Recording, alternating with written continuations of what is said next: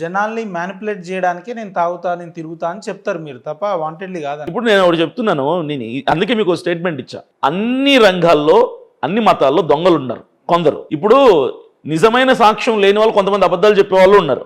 దానివల్ల హాని జరగటంలో ప్రజలకి. ఇప్పుడు నేను తాగానని చెప్పా గతంలో, నేను అలా చెప్పడం వల్ల తాగుబోతుడు మారుతాడు తప్ప దానివల్ల ఎవరికి హాని లేదు కదా. ఆయన మారాలనే మీ ఇంటెన్షన్, తాగుబోతాడు కాదు అక్కడ మారాల్సింది. ఎవరైతే హైందవ సమాజంలో ఉన్నారో లేదంటే క్రిస్టియానిటీలో ఉన్నారో వీళ్ళు మారాలనే ఇంటెన్షన్ తోటి మీరు అబద్ధాలు చెప్తున్నట్టు అనిపిస్తుంది అంటున్నా. లేదు, మా ఇంటెన్షన్ ఏంటంటే ప్రతి ఒక్కరు కూడా బ్రతుకు మార్చుకోవాలి.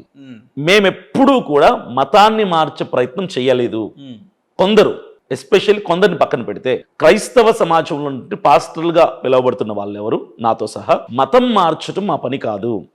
మనిషి యొక్క చెడు అలవాట్ల నుంచి వారిని సరి చేయటం, బ్రతుకు మార్చడం మా డ్యూటీ, మా బాధ్యత. రెండింటికి వ్యత్యాసం ఏంది? మతం మార్చడానికి బతుకు మార్చడానికి. మతం మార్చుకోమంటే బొట్టు తీసేయి, పట్టు చీరలు కట్టుకోవద్దు, స్టైల్ గా ఉండొద్దు, అదే కదా మీరు చెప్తుంది. నేను చెప్పను, పొద్దున్న లేస్తే అవే కదా. నేను అదే చెప్తున్నాను కదా. నేను నాలాంటి వాళ్ళు చాలా మంది ఉన్నారు.